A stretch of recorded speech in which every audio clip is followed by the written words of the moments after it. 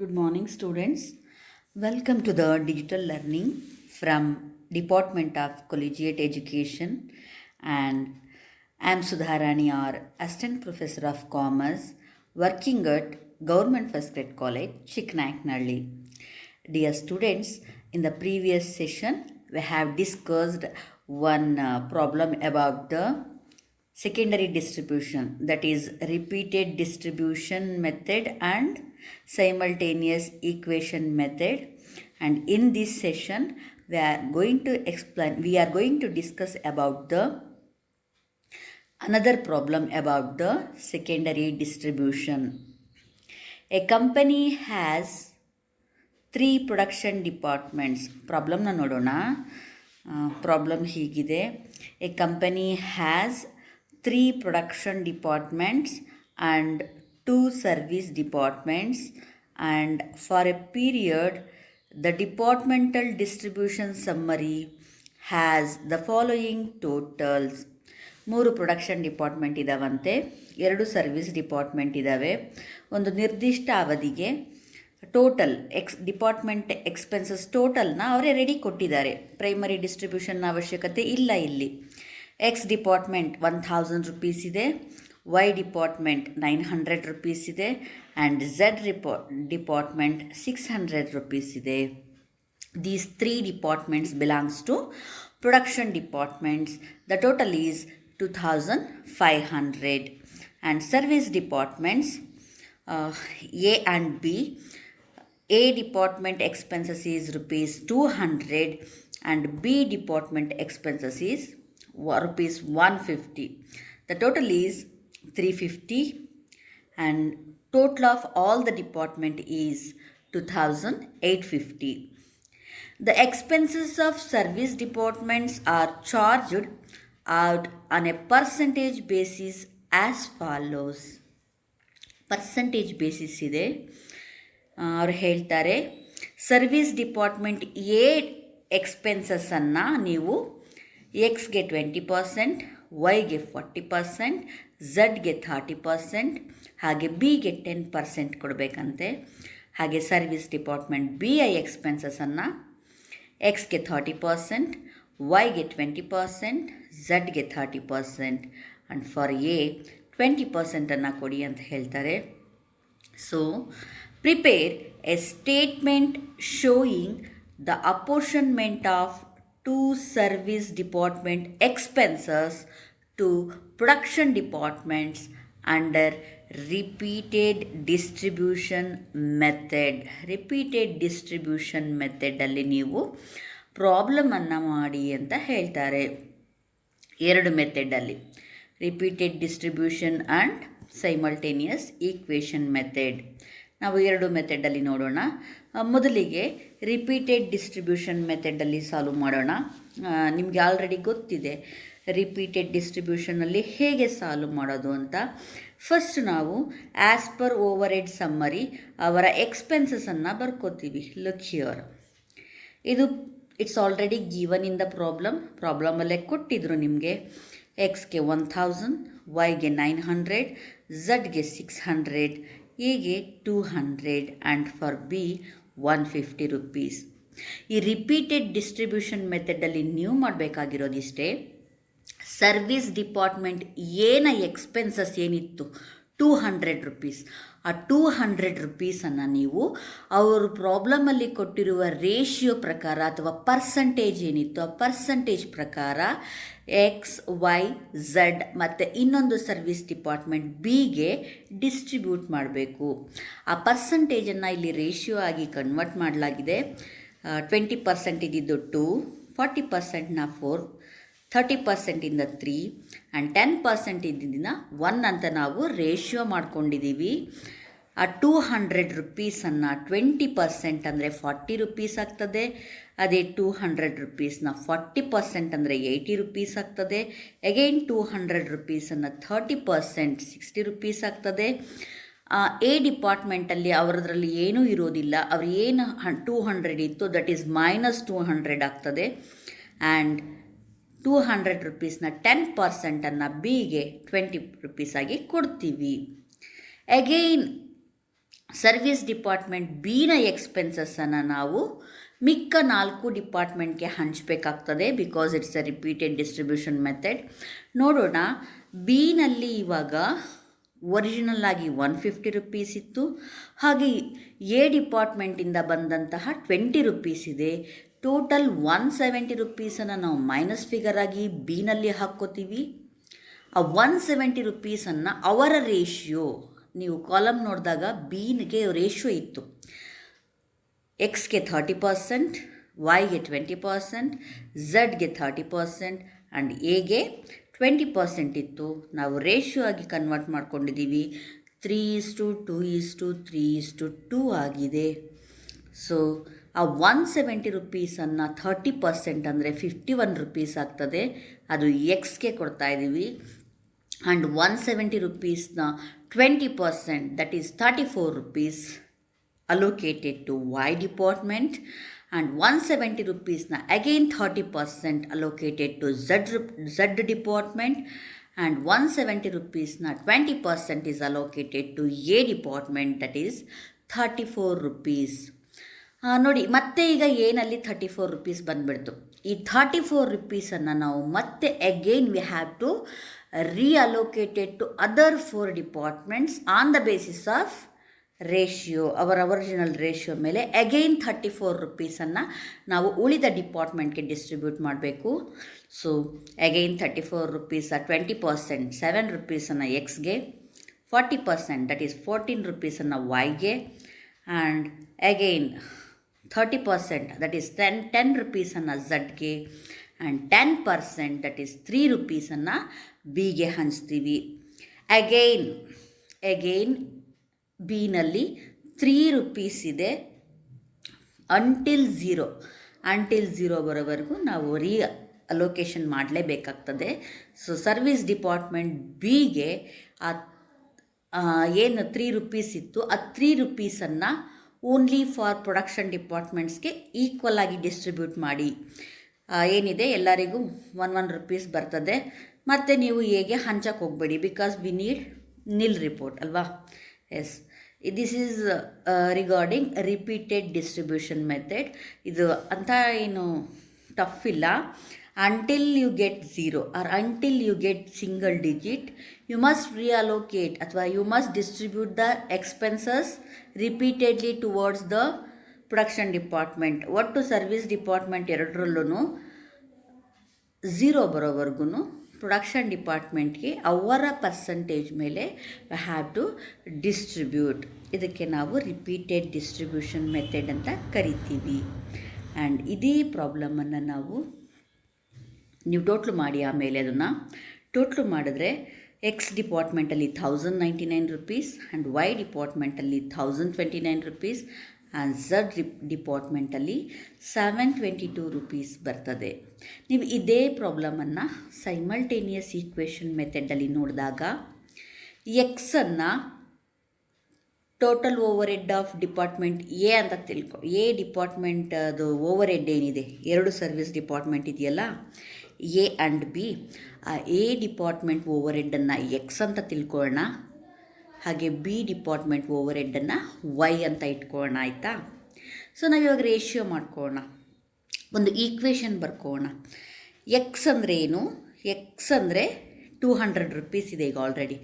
X is equal to 200 plus ನಿಮಗೆ ಕೊಟ್ಟಿದ್ದಾರೆ ಎಕ್ಸ್ಗೆ ಸೇರಬೇಕಾದಂತಹ ವೈನ 20%, ಅದನ್ನು ಬರ್ಕೊಳ್ಳೋಣ. ಪ್ಲಸ್ 20% ಆಫ್ ವೈ, 20% ಅಂತ ನೀವು ನೇರವಾಗೂ ಬರ್ಕೋಬೋದು, ಅಥವಾ 20y ಡಿವೈಡೆಡ್ ಬೈ 100 ಮಾಡಿಕೊಂಡ್ರು ಇಟ್ ಇಂಡಿಕೇಟ್ಸ್ 20% ಅಂತಲೇ ಅರ್ಥ. ಅಥವಾ ನೀವು ಪರ್ಸಂಟೇಜ್ನ ತೆಗೆದು ಹಾಕಿ 200 ಪ್ಲಸ್ 0.2y.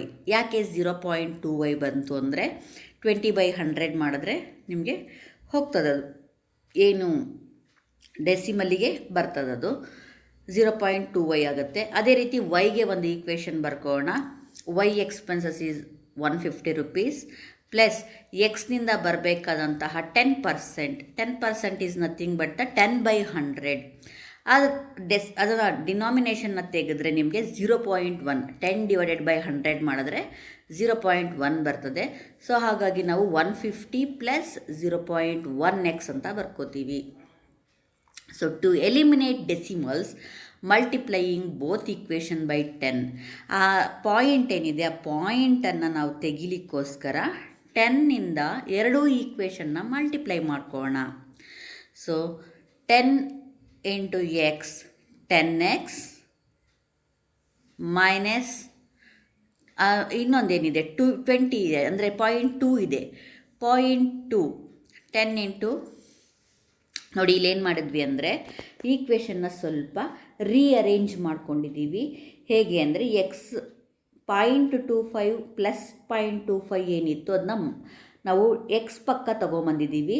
ಸೊ ಅಲ್ಲಿಗೆ ಮೈನಸ್ ಆಗ್ತದೆ. ಪ್ಲಸ್ 0.25 ಇದ್ದಿದ್ದು ನಾವು 10x ಎಕ್ಸ್ ಪಕ್ಕ ತಂದಿದ್ದಕ್ಕೆ ಅದು ಮೈನಸ್ ಆಗಿದೆ. 0.2 ಇಂಟು 10 ಮಾಡಿದ್ದಕ್ಕೆ ಅದು 2y ಆಗಿದೆ. ಸೊ ಒಂದು ನಿಮಿಷ ತೋರಿಸ್ತೀನಿ ನಿಮಗೆ, ಪಾಯಿಂಟ್ ಮಾಡಿ. ಸಿ ಹಿಯರ್, ಇಲ್ಲಿ ನಾವೇನು ಮಾಡ್ಕೊಂಡಿದ್ದೀವಿ ಅಂತ ಅಂದರೆ ಎಕ್ಸ್ ಇಂಟು 10x ಆಯಿತು. ಇಲ್ಲಿದ್ದಿದ್ದ 0.2yನ ಇಂಟು 10 ಮಾಡಿದಾಗ 2y ಆಗ್ತದೆ. ಆ 2yನ ನಾವು ಪ್ಲಸ್ ಇದ್ದಿದ್ದನ್ನ ಎಕ್ಸ್ ಪಕ್ಕ ತೊಗೊಂಬಂದಿದ್ದೀವಿ, ಹಾಗಾಗಿ ಅದು ಮೈನಸ್ 2y ಆಗಿದೆ. ಇನ್ನು ಉಳಿದಂತೆ 200ಅನ್ನು ಮಲ್ಟಿಪ್ಲೈ ಮಾಡಿ, ಅದು ಇದ್ದ ಜಾಗದಲ್ಲೇ ಇದೆ. 200 ಇಂಟು 10 2000 rupees ಆಗ್ತದೆ. This is equation 1. ಅದೇ ರೀತಿ ಎರಡನೇ ಈಕ್ವೇಷನ್ನ ಕೂಡ ಮಾಡೋಣ. ಎರಡನೇ ಈಕ್ವೇಷನ್ನಲ್ಲಿ ನಾವು ಈಗಲೂ ರಿಅರೇಂಜ್ ಮಾಡ್ಕೊಂಡಿದ್ದೀವಿ. ಏನು ಎಕ್ಸ್ ಇತ್ತು 0.1x ಇತ್ತು, ಅದನ್ನು ನಾವು ಪೂರ್ತಿ ಹೊರಗಡೆ ತೊಗೊಂಡಿದ್ದೀವಿ. ಸೊ 0.1x ಇಂಟು 10 ಮಾಡಿದ್ರೆ 1x ಆಗ್ತದೆ. ಎಕ್ಸ್ ಅಂತ ಅಂದರೆ ಅದರ ಪಕ್ಕ 1 ಇದೆ ಅಂತ ನೀವು ಅಂದ್ಕೋಬೇಕು. ಅದೇ ರೀತಿ ಅಗೈನ್ 0.1 ಏನಾಗ್ತದೆ ಅಂತ ಅಂದರೆ ಇಲ್ಲಿ y ಅದು ಓಕೆ 10 ಇಂಟು 0.1 ಇಂಟು 10y ಆಗ್ತದೆ. ಸೊ 150 ಏನಿದೆ 150ಅನ್ನು ಡಿವೈಡ್ ಮಾಡ್ಕೊಳ್ಳಿ. 150 ಇಂಟು 10 1500. This is equation 2. ಸ್ವಲ್ಪ ನಾವು ಸೆಕೆಂಡ್ ಸ್ಟೇಟ್ಮೆಂಟನ್ನು ರೀಅರೇಂಜ್ ಮಾಡ್ಕೊಂಡಿದ್ದೀವಿ. ಹಾಗಾಗಿ ಏನು ಮಾಡಿದ್ದೀವಿ ಅಂತ ಅಂದರೆ ಎಕ್ಸ್ ಏನಿತ್ತು ಇದನ್ನು ನಾವು ಹೊರಗಡೆ ತೊಗೊಂಡಿದ್ದೀವಿ, ರೈಟ್ ಸೈಡಿಗೆ ತೊಗೊಂಡಿದ್ದೀವಿ. 0.1x ಇದ್ದಿದ್ದು ಇಂಟು 10 ಮಾಡಿದಾಗ 1x ಆಗಿದೆ. ಇದು ಇಲ್ಲಿ ಬಂದಿದೆ, ಇಲ್ಲಿದ್ದಿದ್ದು ಇಲ್ಲಿ ತೊಗೊಂಡಿದ್ದೀವಿ. ದೆನ್ ಇಲ್ಲೇನು ನಿಮಗೆ y ಅಂತ ಇದೆ, ಈ y-ಅನ್ನು ಬರೀ ಒಂದು y ಅಂದರೆ ಅದು ಬರೀ y ಆಗಿಲ್ಲ, ಅಲ್ಲಿ 1y ಇದೆ. ಸೊ ಇಂಟು 10 ಮಾಡಿದಾಗ ಅದು 10y ಆಯಿತು. 10y ಆಮೇಲೆ 150 ರೂಪೀಸ್ ಇದೆ. 150 ಇಂಟು 10 ಮಾಡಿದ್ರೆ 1500 ಆಗ್ತದೆ. ಇದು ಈಕ್ವೇಷನ್ 2. ಈಗ ನಾವು ಈಕ್ವೇಷನ್ನ 5ಇಂದ ಮಲ್ಟಿಪ್ಲೈ ಮಾಡ್ಕೊಳ್ಳೋಣ. ಯಾಕೆ ಮಲ್ಟಿಪ್ಲೈ ಮಾಡ್ಕೋಬೇಕು ಮಕ್ಕಳೇ ಅಂದರೆ ಈ ಈಕ್ವೇಷನ್ನಲ್ಲಿ ಯಾವುದಾದ್ರೂ ಒಂದು ಕ್ಯಾನ್ಸಲ್ ಆಗಬೇಕು. ನಮಗೆ ಯಾವುದಾದ್ರೂ ಒಂದು ಐಟಮ್ಮು ಕ್ಯಾನ್ಸಲ್ ಆಗಬೇಕು. ಈಗ ನೋಡಿಕೊಂಡ್ರೆ ಮೊದಲನೇ ಈಕ್ವೇಷನ್ನಲ್ಲಿ 10x ಇದೆ ಮೈನಸ್ 2y ಇದೆ ಈಸ್ ಈಕ್ವಲ್ ಟು 2000.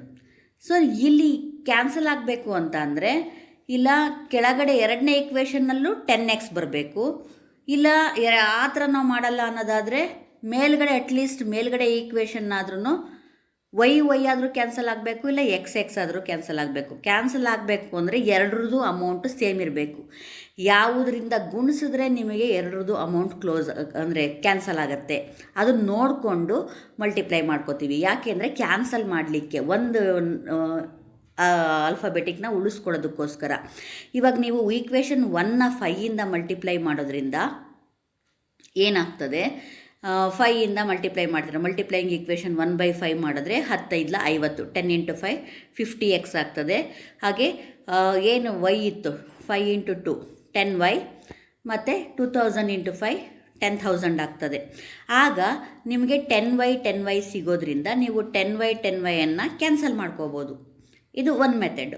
ಇಲ್ಲ ನಾವು ವೈನ ಕ್ಯಾನ್ಸಲ್ ಮಾಡಲ್ಲ, ಎಕ್ಸ್ನ ಕ್ಯಾನ್ಸಲ್ ಮಾಡ್ಕೋತೀವಿ ಅಂದರೆ ಆವಾಗ ನೀವು ಈಕ್ವೇಷನ್ ಏನಿರ್ತದೆ, ಈಕ್ವೇಷನ್ 2ನ 10ಇಂದ ಮಲ್ಟಿಪ್ಲೈ ಮಾಡಿ. ಒಟ್ನಲ್ಲಿ ನಮಗೆ ಎಕ್ಸ್ ಅಥವಾ ವೈ ಎರಡರಲ್ಲಿ ಒಂದು ಕ್ಯಾನ್ಸಲ್ ಆಗಬೇಕು. ಕ್ಯಾನ್ಸಲ್ ಆಗಬೇಕು ಅಂದರೆ ಎರಡೂ ಈಕ್ವೇಷನ್ನಲ್ಲಿ ಅಮೌಂಟು ಸೇಮ್ ಇರಬೇಕು.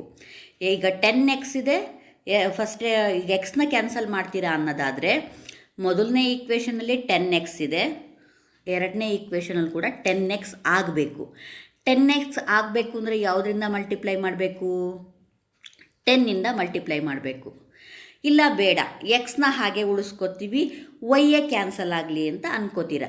ವೈ ಕ್ಯಾನ್ಸಲ್ ಆಗಬೇಕು ಅಂದರೆ ಏನು ಮಾಡಬೇಕು? ಈಗ ಆಲ್ರೆಡಿ ಸೆಕೆಂಡ್ ಈಕ್ವೇಷನಲ್ಲಿ 10 ಇದೆ, ಮೊದಲನೇ ಈಕ್ವೇಷನ್ನಲ್ಲಿ 2y ಬದಲಿಗೆ 10y ಆಗಬೇಕು. ಏನು ಮಾಡಬೇಕು? ಎಷ್ಟರಿಂದ ಮಲ್ಟಿಪ್ಲೈ ಮಾಡಿದ್ರೆ 10y ಆಗುತ್ತೆ. ಸೊ ನೀವು ಮೊದಲನೇ ಈಕ್ವೇಷನ್ ಅಂದರೆ ವೈನ ಕ್ಯಾನ್ಸಲ್ ಮಾಡಬೇಕು ಅಂದರೆ 5ಇಂದ ಮಲ್ಟಿಪ್ಲೈ ಮಾಡಿ. ಅದೇ ರೀತಿ ನೀವೇನಾದ್ರು ಎಕ್ಸ್ನ ಕ್ಯಾನ್ಸಲ್ ಮಾಡ್ಕೋತೀವಿ ಅನ್ನೋದಾದರೆ ಎರಡನೇ ಈಕ್ವೇಷನ್ನ 10ಇಂದ ಮಲ್ಟಿಪ್ಲೈ ಮಾಡಿ. This is your choice. ನೀವು ಹೆಂಗೆ ಮಾಡಿದ್ರೂ ಪ್ರಾಬ್ಲಮ್ ಬರ್ತದೆ. ನೀವು ಏನಾದರೂ ಇವಾಗ ಈಗ ಪ್ರಾಬ್ಲಮಲ್ಲಿ ಸೇಮ್ ಇದೆಯಲ್ಲ, ಫಸ್ಟ್ ಈಕ್ವೇಷನ್ ವೈನ ಕ್ಯಾನ್ಸಲ್ ಮಾಡಿಕೊಂಡ್ರೆ ನಿಮಗೆ ಫಸ್ಟ್ ಎಕ್ಸ್ ವ್ಯಾಲ್ಯೂ ಸಿಗುತ್ತೆ. ಅಥವಾ ನೀವು ಎರಡನೇ ಈಕ್ವೇಷನ್ನ 10ಇಂದ ಮಲ್ಟಿಪ್ಲೈ ಮಾಡಿಕೊಂಡು ಎಕ್ಸ್ನ ಕ್ಯಾನ್ಸಲ್ ಮಾಡಿಕೊಂಡ್ರೆ ನಿಮಗೆ ಫಸ್ಟ್ ವೈ ವ್ಯಾಲ್ಯೂ ಸಿಗುತ್ತೆ, ಅದಾದ ನಂತರ ಎಕ್ಸ್ ವ್ಯಾಲ್ಯೂ ಸಿಗುತ್ತೆ. Both are same. ನೀವು ನಿಮ್ಗೇನು ಕಂಫರ್ಟಬಲ್ ಆಗಿರ್ತದೆ ನೀವು ಅದನ್ನು ಮಾಡಿ. ಈ ಪ್ರಾಬ್ಲಮಲ್ಲಿ ಅವರು ಫಸ್ಟ್ ಈಕ್ವೇಷನ್ನೇ ಮಲ್ಟಿಪ್ಲೈ ಮಾಡ್ಕೋತಾ ಇದ್ದಾರೆ, ಹಾಗಾಗಿ ವೈನ ಕ್ಯಾನ್ಸಲ್ ಮಾಡಿಕೊಂಡು ಎಕ್ಸ್ನ ಉಳಿಸ್ಕೋತಿದ್ದಾರೆ, ಹಾಗಾಗಿ 5ಇಂದ. ಇಲ್ಲ ನಾವು ವೈನ ಕ್ಯಾನ್ಸಲ್ ಮಾಡ್ಕೊಳ್ಳಲ್ಲ, ಎಕ್ಸ್ನೇ ಕ್ಯಾನ್ಸಲ್ ಮಾಡಿಕೊಂಡು ಫಸ್ಟೇ ವೈನ ಕಂಡುಹಿಡಿತೀವಿ ಅನ್ನೋದಾದರೆ ನೀವೇನು ಮಾಡಿ, ಎರಡನೇ ಈಕ್ವೇಷನ್ನ ಮಲ್ಟಿಪ್ಲೈ ಮಾಡಿ ಅಷ್ಟೇ 10ಇಂದ.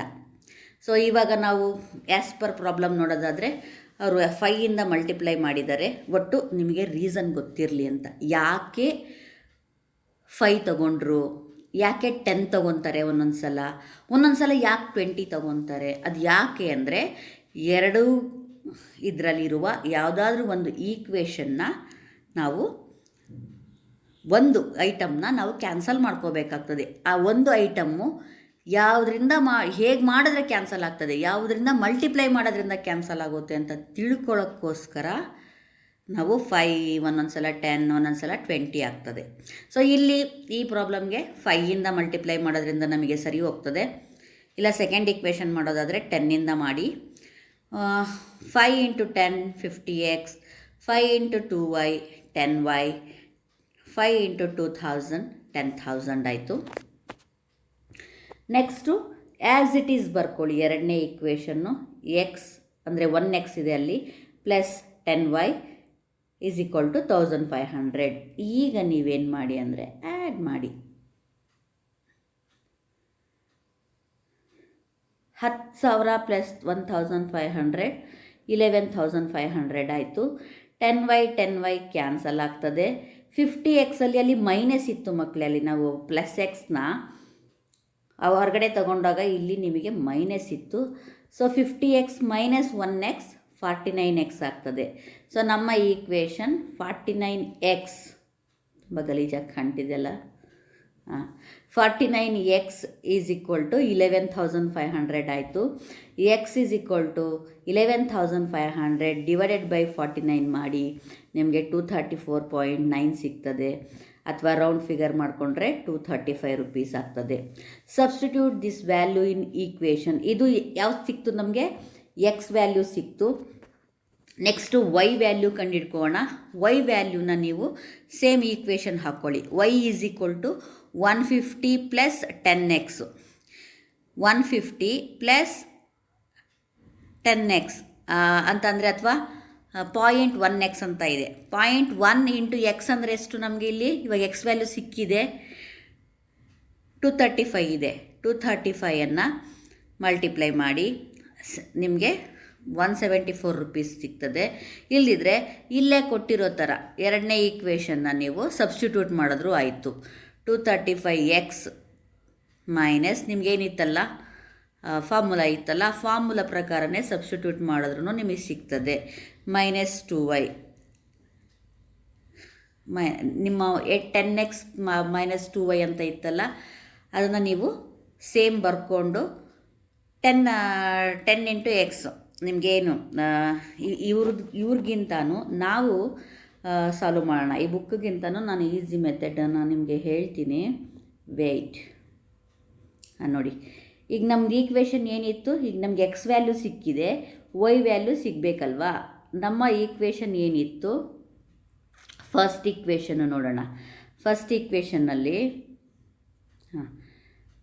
ಈಕ್ವೇಷನ್ನಲ್ಲಿ y is equal to 150 plus 0.1x ಅಲ್ವಾ.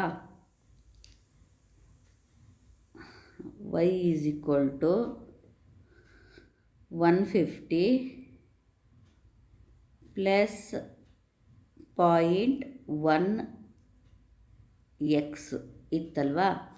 ಈಗ ನೀವೇನು ಮಾಡಿ ಅಂದರೆ, y ಗೊತ್ತಿಲ್ಲ, 150 ಪ್ಲಸ್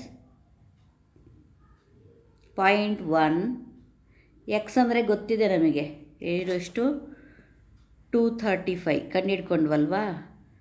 235 ಮಲ್ಟಿಪ್ಲೈ ಮಾಡಿ, 235 ಇಂಟು 0.1 150